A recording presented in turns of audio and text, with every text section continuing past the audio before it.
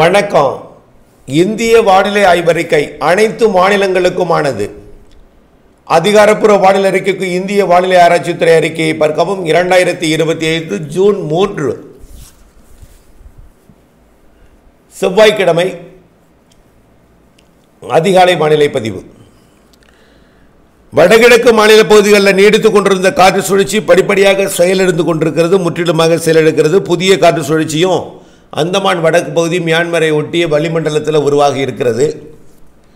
வளிமண்டல சுழற்சியாக இந்த நிலையில் வட இந்திய நிலப்பகுதிகளிலையும் ஆங்காங்கே காற்று சுழற்சிகள் நீடிக்கிறது. மெலிந்து சுழற்சிகள்லாம் இருக்குது.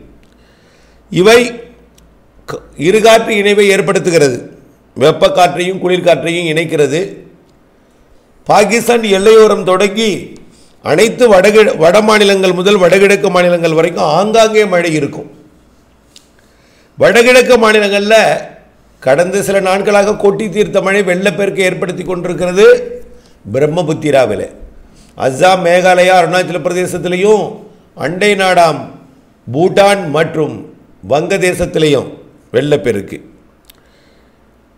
இதனைத் தொடர்ந்து இப்போ காற்று சுழற்சி செயலிழந்து கொண்டிருக்கிறது. ஆங்காங்கே உள் மாநிலங்களில் மழை பிடிப்பை கொடுக்கும். உத்தரப்பிரதேசம், மத்திய பிரதேசம், அதாவது ஜெய்ப்பூர், கோட்டா, ஆக்ரா, டெல்லிக்கு தெற்கே உள்ள பகுதிகள், போபாலிலிருந்து ஜபல்பூர், போபாலிலிருந்து டெல்லிக்கு இடைப்பட்ட பகுதியில் மழை இருக்கும். ஆங்காங்கே அதே போல் கேரளாவிலையும் ஆங்காங்கே மழை இருக்கும். ஒட்டுமொத்த அரபிக்கடல் ஓரத்தில் ஆங்காங்கே மழை இருக்கும். ஆனால் இது வெப்பச்சலன இடிமழை பொழிவில் மாலையிலே கருத்து மழை பொழிவை கொடுக்கும். அது தமிழ்நாட்டின் வட உள் மாவட்ட பகுதிகளிலையும் வடகடலோர பகுதிகளிலையும் இன்றைக்கு மழை பொழிவை கொடுக்கும். அதே போல் மதுரை சுற்றுவட்டாரம், சிவகங்கை மாவட்டத்து, புதுக்கோட்டை மாவட்ட பகுதிகளிலையும் ஆங்காங்கே மழை பொழிவை கொடுக்கும்.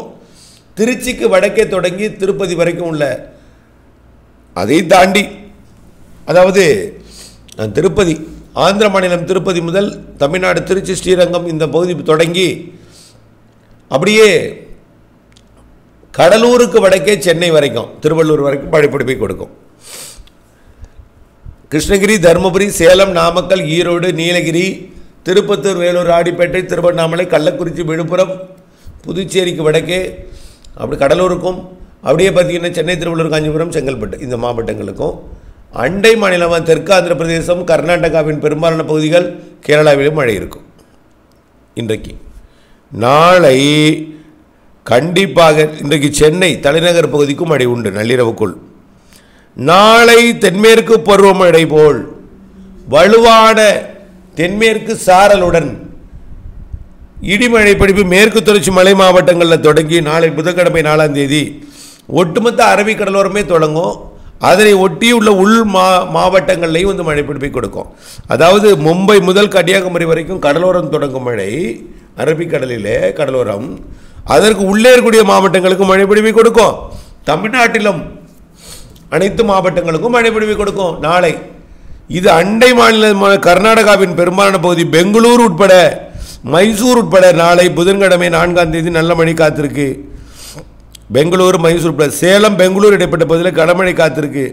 சேலம், பெங்களூர் இடைப்பட்ட பகுதியில், கோயம்புத்தூர், மைசூர் இடைப்பட்ட பகுதி, இதில் எல்லா மாவட்டங்களுக்கும் நான் இப்போ இந்த பகுதி குறிப்பிடுறேன்னா இந்த இடத்துல கூடுதல் பரப்பில் பெய்யும், கனமழை இருக்கும்.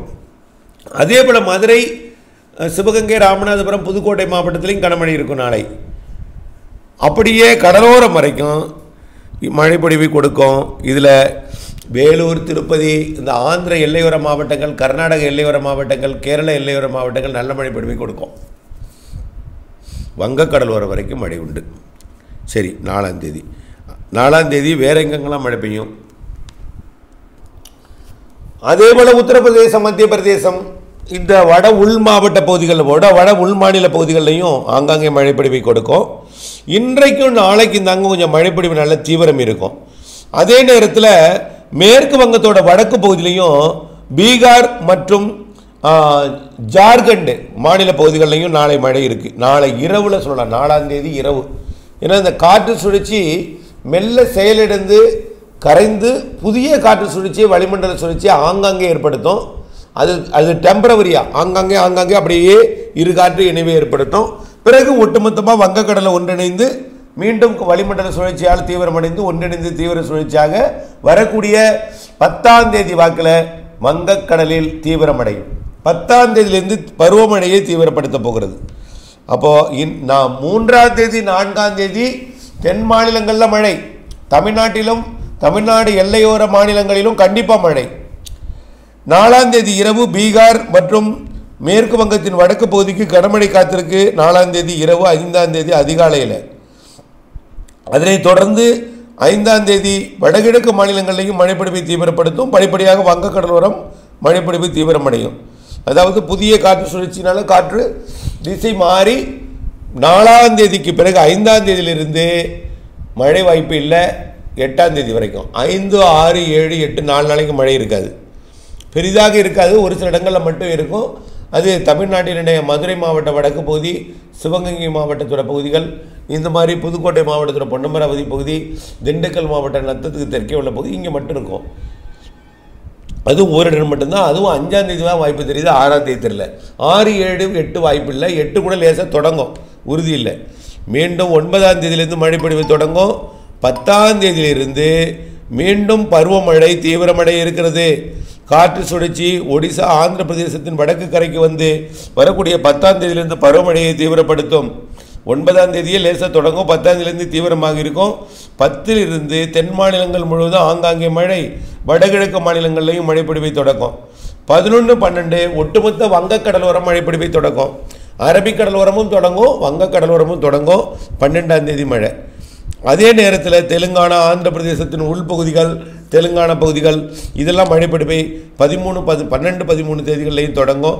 பிறகு ஒட்டுமொத்தமாக இந்த காற்று சுழற்சி வங்கக்கடலில் ஒடிசா ஆந்திர பிரதேச கரைக்கு வரும்பொழுது மகாராஷ்டிராவின் உள்பகுதி ஒட்டுமொத்த தென் மாநிலங்களுக்கு மழைப்பொழிவை தீவிரமடைந்துடும்.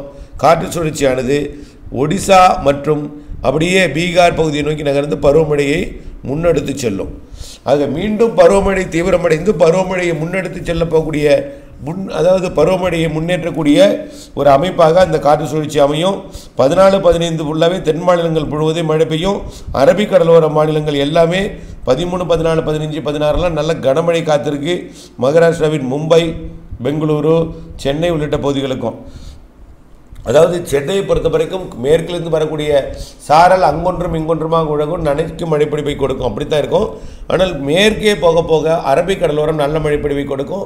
வங்கக்கடல் நோக்கி தென்மேற்கு பருவக்காற்று திசை மாற்றி கொண்டு வரும் என்பதனால ஆக தமிழ்நாடு, கர்நாடகா மற்றும் தமிழ்நாடு, கேரளா வழியாக கர்நாடகா, ஆந்திர பிரதேசம் மற்றும் தெலுங்கானா, தமிழ்நாடு ஊடாக புதுச்சேரி, காரைக்கால், மாகே, யானம் வழியாக வங்கக்கடலுக்கு வரக்கூடிய காற்று தென் மாநிலங்களுக்கு வரக்கூடிய 10ஆம் தேதி தொடங்கக்கூடிய மீண்டும் தொடங்கக்கூடிய தென்மேற்கு பருவமழை 11 கொஞ்சம் தீவிரமடையும், 12, 13 நல்ல தீவிரமடையும், 14, 15, 16 நல்ல மழைப்பொழிவை ஒட்டுமொத்த அரபிக்கடலோர மாநிலங்களுக்கும் மேற்கு தொடர்ச்சி மலைப்பகுதிகளுக்கும் தீவிர தென்மேற்கு பருவமழை அடுத்த சுற்றை தொடக்கி தீவிரப்படுத்தும்.